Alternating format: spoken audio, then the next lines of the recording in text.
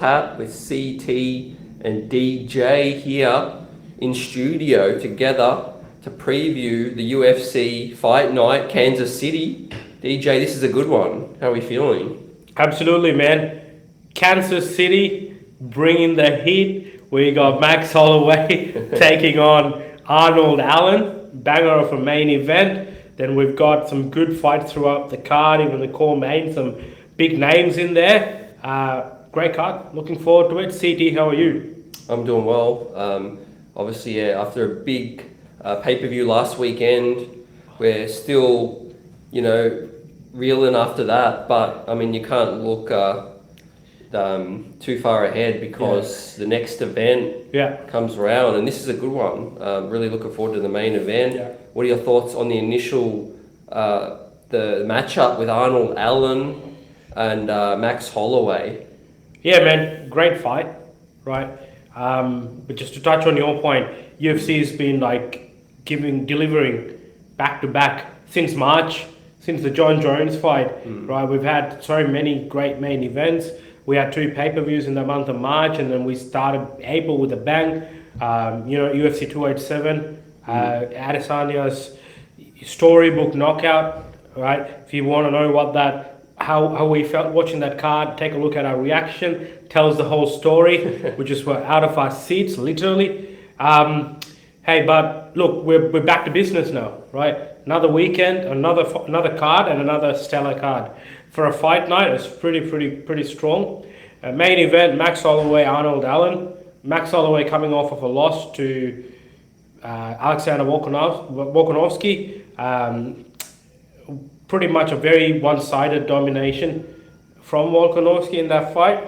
And then we've got Arnold Allen coming off a win of Calvin Kattar, right? Very similar fighters who bring the pressure, very pressure fighters, throw combinations in bunches. Exciting stylistic fight. I feel they're both primed to sort of deliver fight of the night. Some title implication as well, especially depending on who wins. I guess if Arnold Allen wins, there's a big conversation to be made that he is in line next. Huge. Man, look, to be honest, he could have very well fought Yair or Emmett for the interim title. He was as deserving as the other two. But yeah, look, now here we are. Arnold Allen's fighting Holloway. Very soft-spoken dude, like Des is talking in the cage, coming out of the same gym as Leon Edwards, and they're peaking. We know that they're on a high after the back-to-back wins by the champ.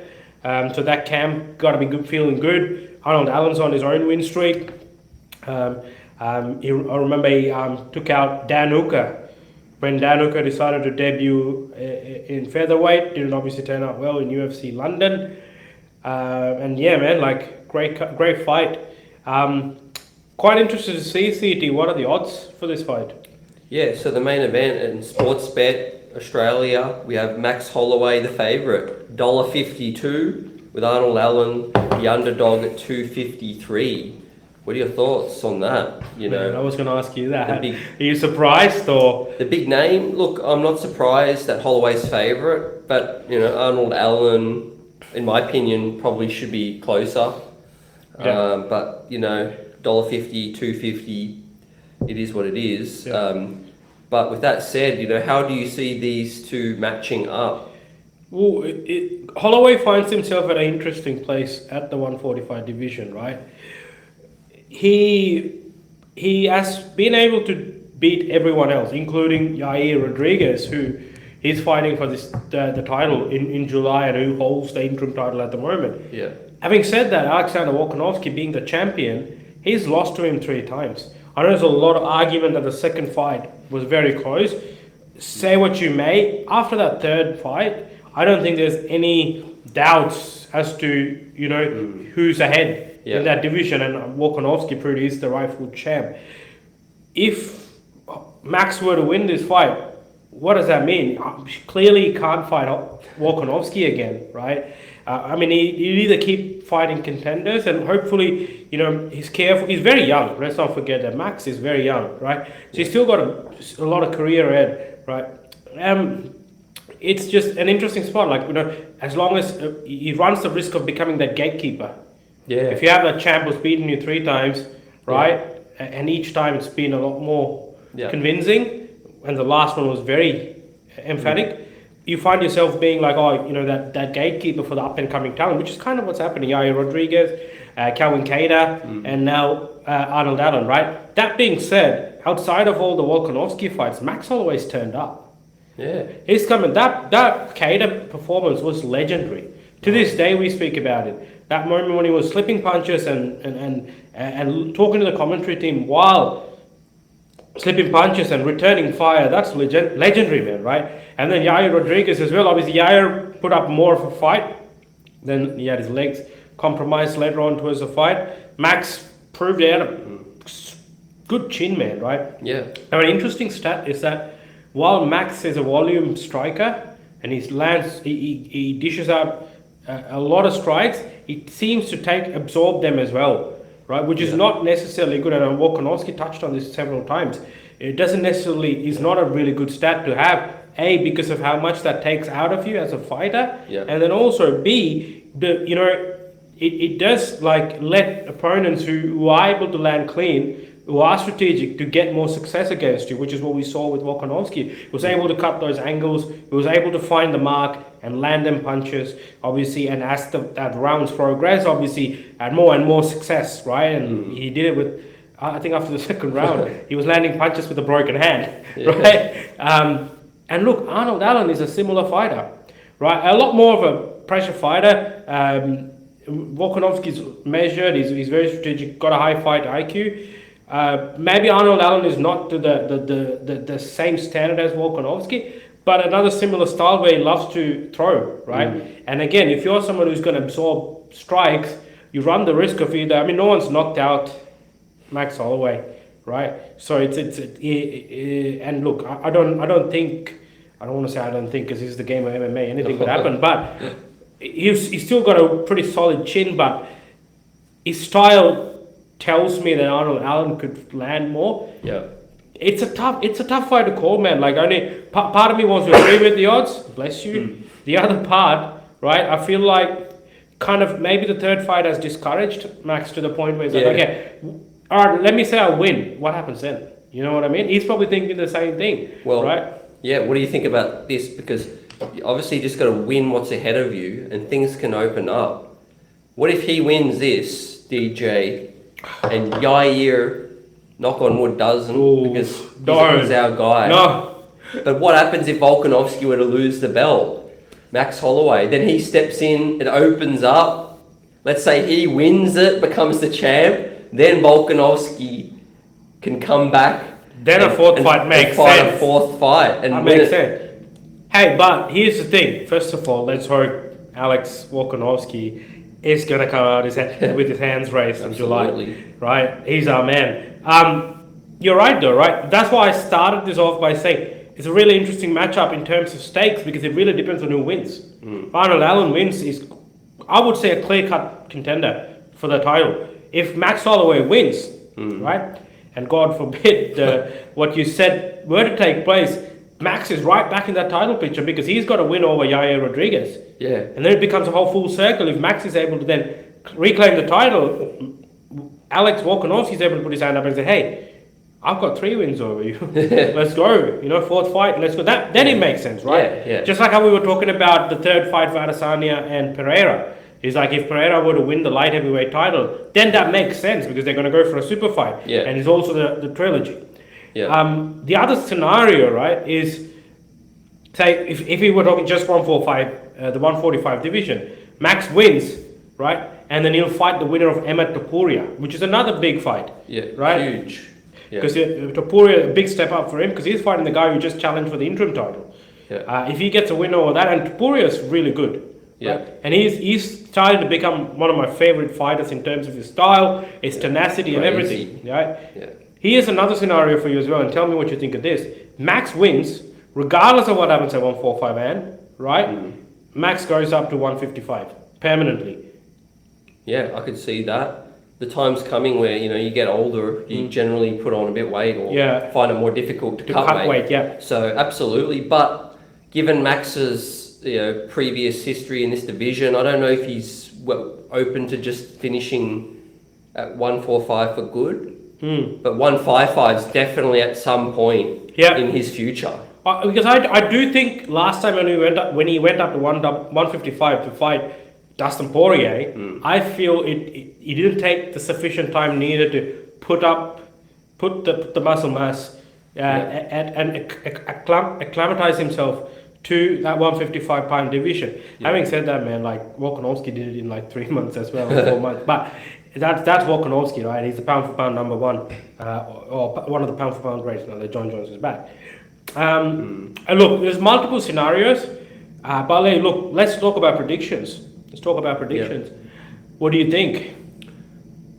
Look, this is going to be really tight. This is close. The more I start thinking about it, the more I want to give the edge to Arnold Allen.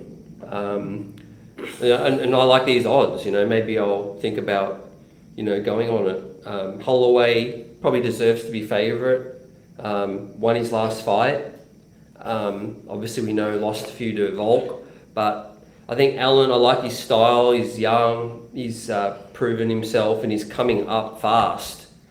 And I think this is his opportunity to take this.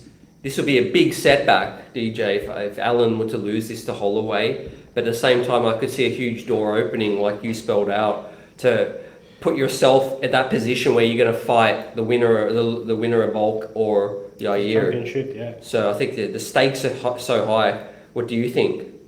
Wait, did you pick someone? Allen, okay. Yeah. Oof. Man, this is something like you said, it's very difficult to pick because the more you think about it, there's a lot going on, right? Yeah. You can argue both ways, but Max, who's got a point to prove, is a dangerous fighter. Max is a dangerous fighter on any given day, right? Yeah. The only reason he's lost to Volkanovski, yes, but he's lost to him because Volkanovski's been the better fighter, not because of any lapse or lack of performance from Max Holloway, right? Arnold Allen's good, young, hungry, right? Obviously understands what's at stake, right?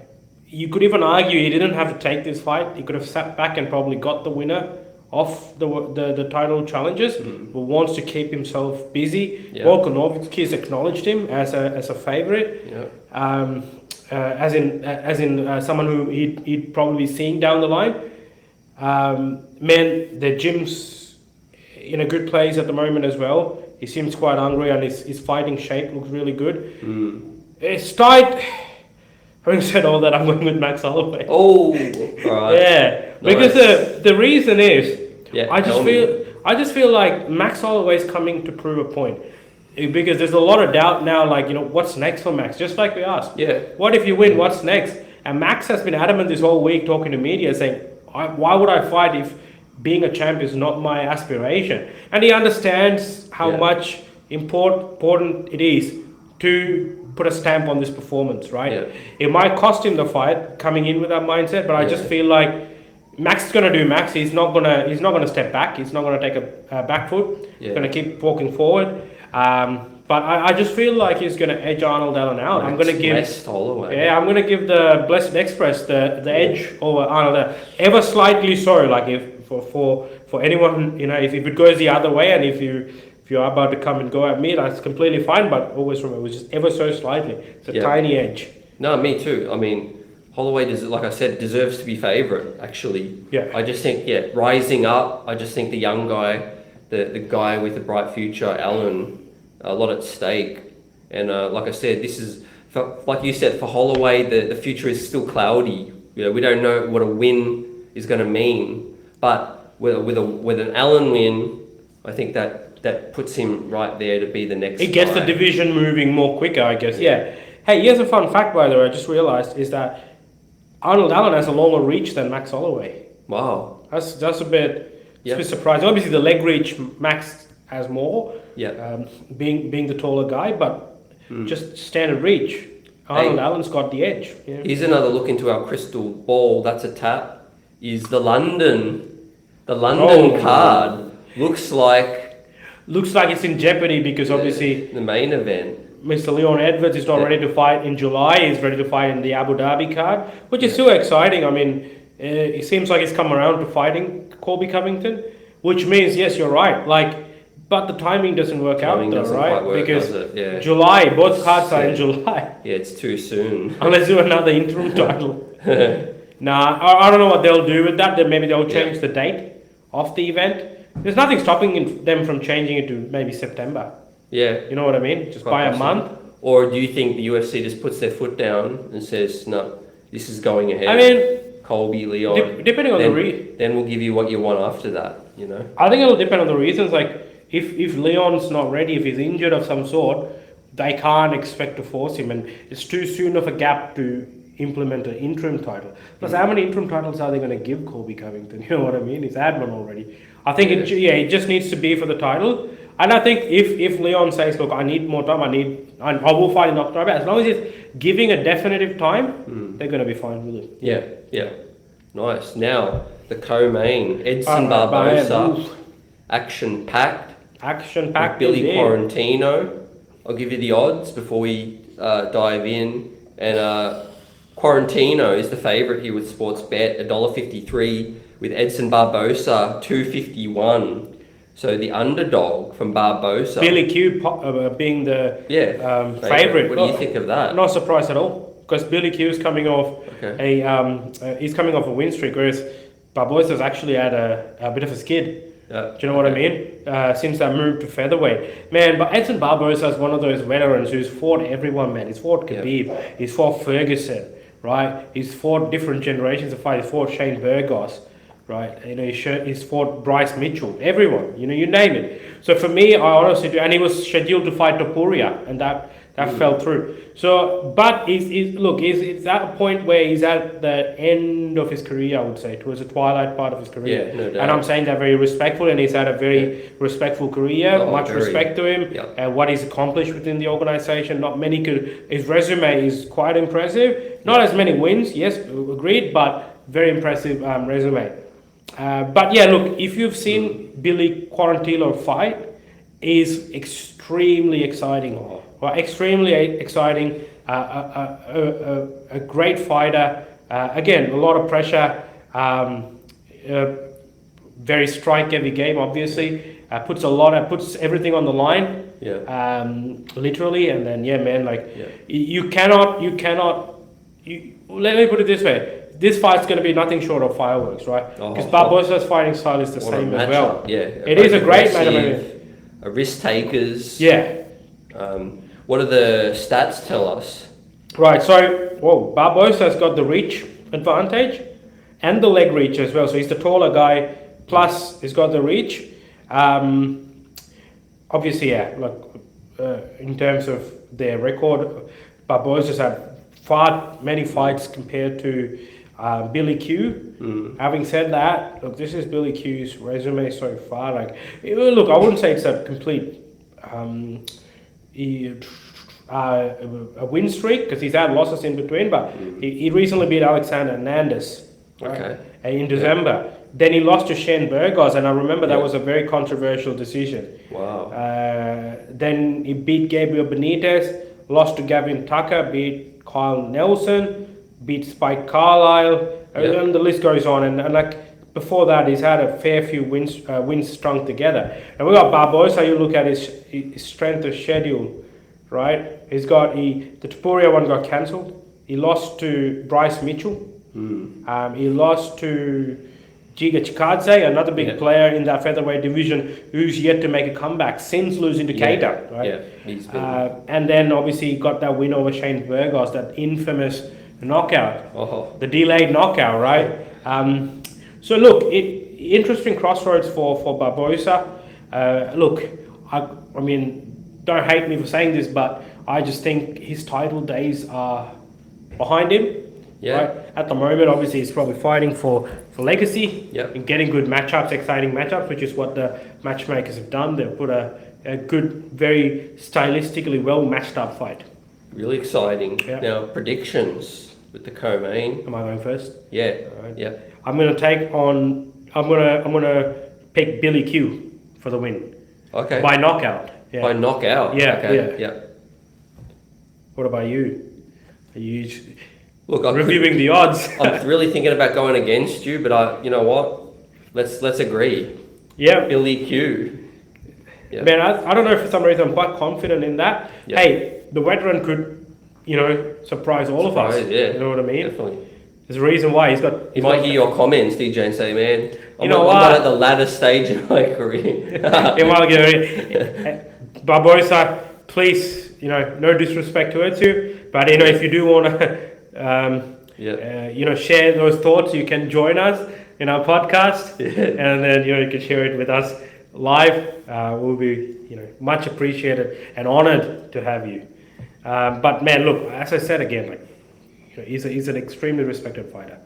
What he's done, the strength of schedule. How many people can say I've fought Khabib and Ferguson, Justin Gaethje? Oh man, come on! You know, this is an absolute legend of the game. His name will be there. Yep. All right, so we got another light heavyweight fight. Seems like the fights are booked in pairs, right? So the first two fights are featherweight bouts, and the next two are light heavyweight. So we got Dustin Jacoby taking on Azamat Murzakanov. Yeah. Right. It's a number 13 taking on number 15. Look, decent fight. Finds a slot in the main card.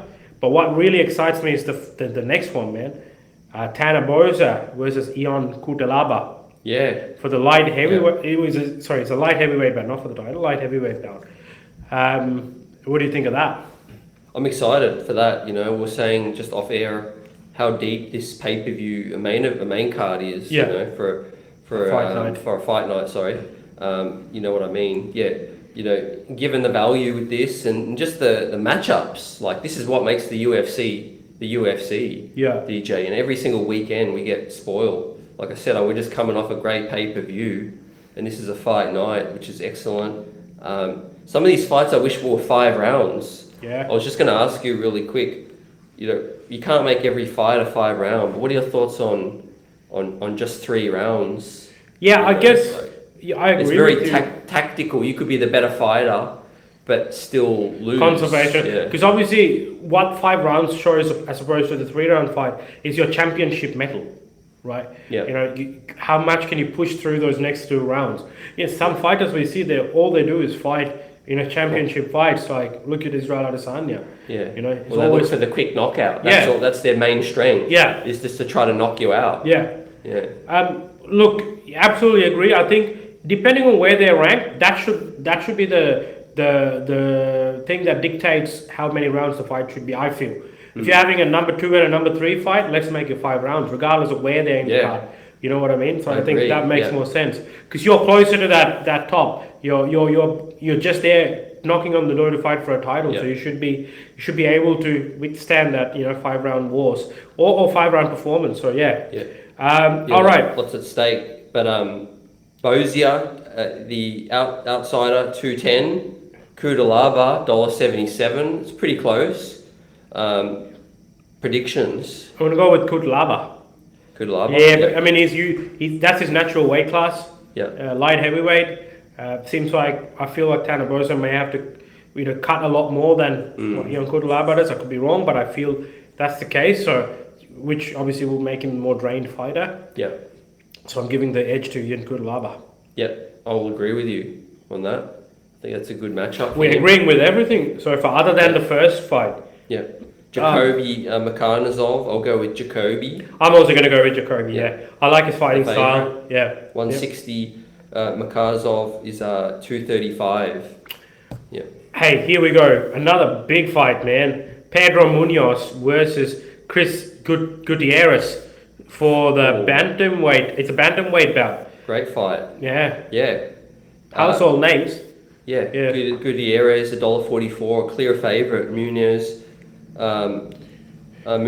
is the 280. Underdog. Yeah. I mean, Munoz is coming off of a loss it was a no contest to Sean O'Malley. Yeah. But obviously was losing the fight up until that point. And then Chris Gutierrez is coming off of a win, that massive knockout of Frankie Edgar. Yeah. So, man, again, I feel like this card's been set up in such a way that they're all fantastic blockbuster matchups. Kansas City in for a treat. Kansas City, man. And this is kind of leads us to what Dana was saying, DJ, about wanting to travel a lot more. Bless these cities, bless these countries. COVID's finished now. Let's not get too comfortable at the apex. Yeah. To be able to be in places like Kansas City, of all places, they've announced Canada. How excited are you for just to see this? Oh, I thought you were going to say how excited I'm right for Canada. No, it's good, man. I think we're done with the apex, right? Hopefully. I feel like we're done with the apex. They'll probably do the odd one there. Maybe they'll save the fight nights that aren't spectacular. Maybe they've got one or two good fights and then the rest are just, I feel like this is going to push them to make every card spectacular so they can go to every other city. Look, Yeah.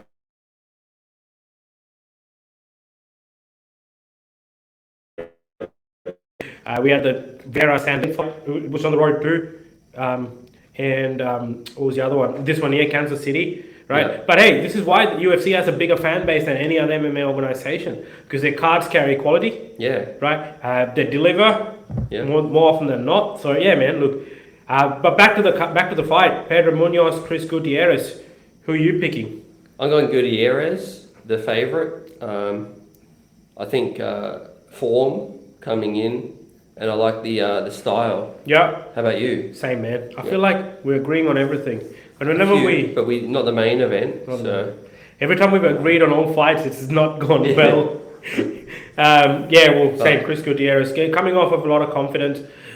Pedro Munoz, surely there must be some level of impact to what happened in that Sean O'Malley fight. Claims about that eye pork not being legit, which I don't think is true. I think it was legitimate. Okay. Right. Yeah. But it's just that for me the big factor is that I think he also knew that he was losing that fight. Yeah. Yeah. Sean O'Malley was quite, he was advancing and he was getting better as the fight kept going. So yeah. Look, I'm gonna go with Chris Gutierrez. Brings us to the main card opener, the legend, the fan favorite, the evergreen, man. Like, he seems to not age. And whenever I say his name, all I remember is Clay Guida taking on Rafa Garcia, right? Yeah. I'm keen to see the odds on this, man. What's the odds on this? Because Clay Guida has been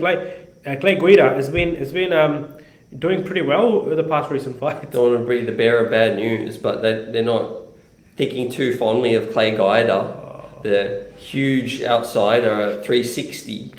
Rafa Garcia, $1.36. So maybe they're favouring the young blood. Hey, these guys don't know how to make odds, man. I'll tell you that. Got to prove them wrong. I might put you in my multi. By the way, if you guys feel a certain way, give us your tips. Yeah. Put them in the comment section. But yeah, fight could go either way. What about the style? So. Hey, it's going to be, again, like I said, I feel like the matchmakers have had a particular intent when they put this fight card together. They're like, you know what, we're just going to put in a whole heap of strikers, who just like to go out there and bang. I mean, obviously, Clay Guida's had plenty of submissions as well, but so does Pedro Munoz. But just in general, they just like to engage. Yeah. Stand and engage, right? So I feel like it's the same thing, man. The main card carries a certain theme, and it goes from top to bottom, which obviously is exciting for us fans, because we're getting nothing but entertainment on Sunday. Yeah. Right. And look, this is on obviously free for us if we have the KO subscription. Banger. Man, you know what? I'm gonna go with the legend, Clay Guida. Okay. Let's go. Let's do this. All right. We're going to disagree then. Oh, well, we had to at some point. Rafa Garcia. No, Rafa Nadal. No, it was Rafa Garcia. He's a Mexican. Oh man, the Mexican fighters have been great fight to open the main card. Yeah. Like, they know what they're doing with this. Man, Kansas City. I can't wait to see that. But he goes like but yeah, huge main event and a co-main. Really looking forward to this one for a fight night. I mean, with contender status at stake. It's going to be a great one, DJ. Absolutely. Hey, I know we've gone through the main card, but there is one fight in the prelims I do want to point out. It's a hell of a fight. You spoke about a team in throughout the main card, right? Now, if there's any fight that'll set the tone for the main card, I'm going to strongly say it's this one. It's a flyweight bout between one Mr. Brandon Royval and Matus Nicolau. Oh, right? yeah. Man, crazy stylistic matchup. It's just going to be a banger, man. I know I say this word all the time, but this is the banger of all bangers, man. It's going to be an exciting fight. I don't even know how to pick this fight. Like, I'm not even going to bother picking because it's just anybody can win this fight. They're just going to go and trade. Well, who do you think's favourite without looking at the odds? I would say Brandon Royval. Yep. Yeah, his favourite? No, actually. Oh. Brandon Royval's $2.60 and Matthias Nicolau $1.50. Who? So yeah. Oh yeah, you know why? He's on a 6-fight win streak, man. Nicolau is the favourite, and but look, it's a very even fight in terms of matchup. Yeah. I don't look at the odds too much on some particular fights. It's just a lot of the bettors can sway what the odds are. But no, this weekend's going to be amazing. Leading in obviously to the next pay-per-view soon. Look forward to what's coming up. We're almost inching closer to International Fight Week, the middle of the year. Volkanovski's been locked in with the Yair, so this featherweight bout has a huge attachment. Yeah, I think the featherweight division's got a lot happening at the moment. It's one of the exciting divisions in the organisation. You got a pound for pound great as a champion. So obviously, plenty of exciting ifs as well. We spoke about what happens if Max Holloway wins. But hey, shout out to one thing I gotta say is shout out to Max Holloway, man. Every time he steps into that octagon, he brings it, right? He puts it all on the line for us fans, and you gotta appreciate it, right? So one of my favorite fighters, this Max Holloway is. Yeah. So yeah, look. Yeah, for Mr. Phone Booth. Cool. Just stand. Does not back down, man. So many iconic moments. When he pointed to the mat with Ricardo Lamas and just said, let's come in and just stand and bang, and they just traded for the last 30 seconds or so. And then when Dustin Poirier just went and asked him to come forward, he just stopped midway, chucked the cornerman aside and just got up. And that's the spirit that he has. Yeah. Even when he knew he was losing to Volkanovski, he still kept coming forward, man. It was obviously a bad fight for him. Yeah. Absolute warrior. He's a good boxer as well. Yeah. But yeah, look, let's see. I mean, depending on what if he goes out there and starches him in the first 1 minute? Do you know what I mean? That could change a lot of different things, So he's the favourite still, so he's got the name, the attachment, the sentiment, the fans, and this is a big moment for both fighters. Really, there's really a lot at stake for this one, and the co-main's excellent. So we're going to be treated as the Kansas City fans are. Proud. For this episode, that's a preview of the Kansas City Fight Night. DJ. Pass me that rap. Nah, that's a wrap. Peace. Catch See you on the next one.